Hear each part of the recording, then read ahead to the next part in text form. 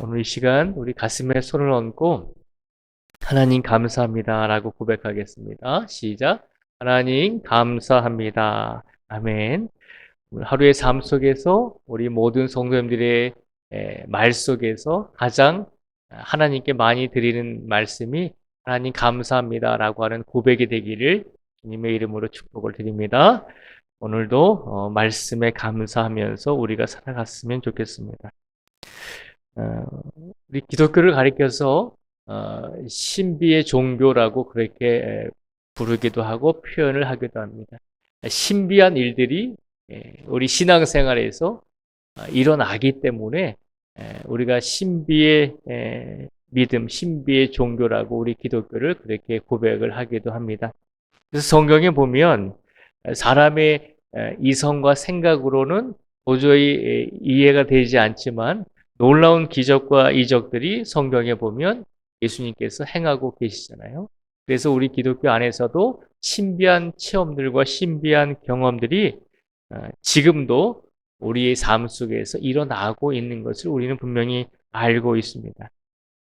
예수님께서 오늘 말씀해 보니까 예수님의 제자들 가운데 베드로와 야고보와 요한을 데리고 따로 높은 산에 올라가셨을 때 그곳에서 모습이 변형되시는 놀라운 신비한 체험과 경험을 제자들이 하게끔 하셨습니다. 예수님께서 높은 산에 올라가셨을 때 그곳에서 오늘 본문 2절 말씀을 보니까요. 그들 앞에서 변형되사 그 얼굴이 해같이 빛나며 옷이 빛과 같이 휘어졌더라. 3절에도 보니까요. 그때의 모세와 엘리야가 예수와 더불어 말하는 것이 그들에게 보이거늘이라고 되어 있습니다. 예수님께서 높은 산에 베드로와 야고보와 요한을 데리고 올라가셨을 때 그 높은 산에서 예수님께서 변형되셔서 그 모습을 보던 예수님의 제자들이 깜짝 놀라게 되는 것입니다. 예수님은 하나님의 아들이시고 하나님과 동일한 분이시기 때문에 이런 신비한 일들이 당연히 여겨지셨을 것입니다. 그런데 그 모습을 보고 있던 예수님의 제자들은 자신들이 지금 간접적으로 체험을 하고 있는 거잖아요.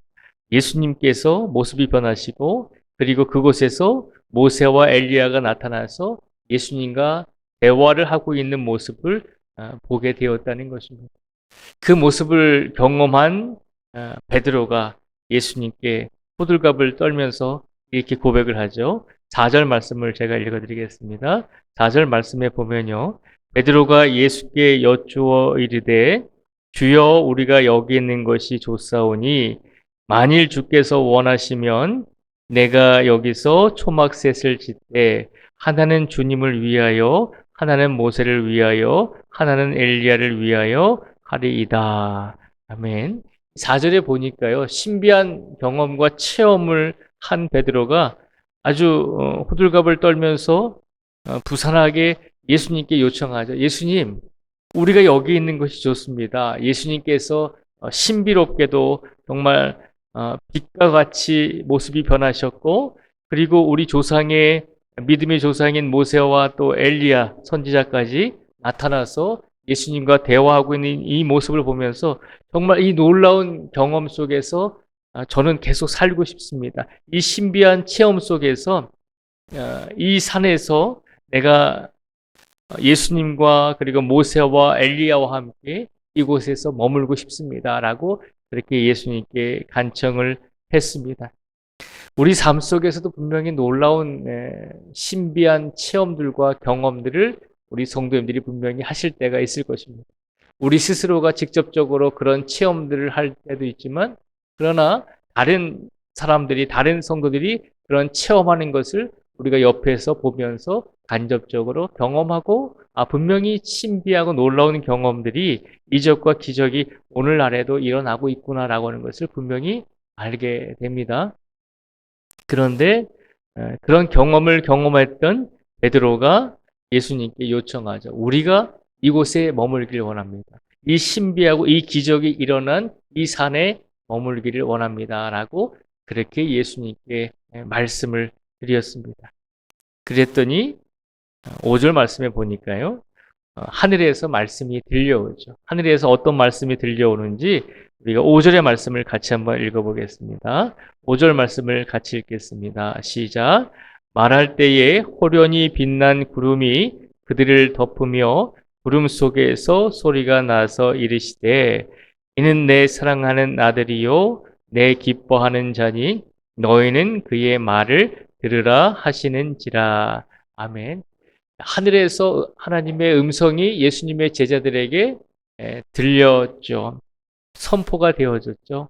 하늘에서 예수님의 제자들에게 뭐라고 말씀이 선포되어졌냐면 결국은 너희는 그의 말을 들으라라고 하는 말씀입니다.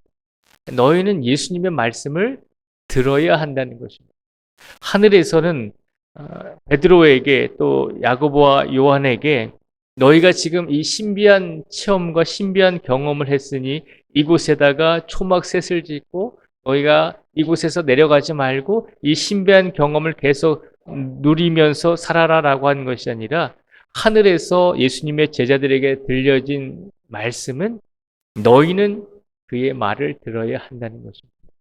이 말씀이 무슨 말씀이겠습니까? 너희가 지금 경험하고 너희가 체험한 이 신비한 일들이 너희의 믿음의 중심이 되어서는 안 된다는 것입니다. 아까도 말씀드렸지만 우리 기독교는 신비의 종교이지만 신비한 일들이 분명히 일어나고 있죠. 그러나 신비주의를 추구하는 믿음이 되어서는 안 된다는 것입니다. 무슨 말인가 하면 오늘날 우리의 삶 속에서 우리가 정말 놀라울 정도로 이적과 기적과 놀라운 그런 일들이 분명히 일어납니다. 그런데 우리의 믿음이 그 신비한 일들이 중심이 되어서는 안 된다는 것입니다. 신비한 것들만 추구해서는 안 된다는 것입니다. 그 신비한 일들이 우리의 신앙에 일어나는 것은 우리의 신앙을 도와주기 위한, 우리의 신앙을 성장시키기 위한 하나님의 은혜의 하나일 뿐이지 그것이 우리의 신앙의 절대적인 중심이 되어서는 안 된다는 것입니다. 우리가 예수님을 믿는 성도들이 예수님을 믿으면서 우리의 신앙에 절대적으로 우리가 중심이 되어야 되는 것은 신비한 체험이 아니라 오늘 5절에서 말씀하고 있잖아요. 그런 경험들이 아니라 하나님의 말씀, 예수님의 말씀이 우리 신앙의 중심이 되어야 한다는 것입니다. 그래서 예수님에게 예수님 우리가 이 신비한 일을 경험한 이곳이 너무 좋습니다. 놀라운 일들이 일어난 이 산이 너무 좋습니다. 라고 그렇게 외치면서 우리가 여기 머물기를 원합니다. 라고 그렇게 고백하는 예수님의 제자인 베드로에게 하늘에서 분명히 말씀하죠. 신비한 경험과 신비한 체험이 아니라 그의 말을 들으라는 것입니다. 예수님의 말을 들으라는 것입니다. 예수님께서 뭐라고 말씀하셨나요? 예수님께서 오늘 본문 말씀 9절에 보니까 이렇게 말씀을 하십니다. 그들이 산에서 내려올 때에 예수께서 명하여 이르시되 인자가 죽은 자 가운데서 살아나기 전에는 본 것을 아무에게도 이르지 말라 하시니 라고 말씀하고 있습니다. 너희가 지금 산에서 겪었던 이 신비한 경험들과 이 신비한 체험들을 아무에게도 말하지 말라는 것입니다. 오직 예수 그리스도의 말씀을 따르고 예수 그리스도의 말씀을 의지해야 할 뿐인데 너희가 이 신비한 일들을 예수님의 말보다 먼저 더 우선시하거나 먼저 더 중요시 여기지 말라는 것입니다. 예수님께서 분명히 말씀하셨죠.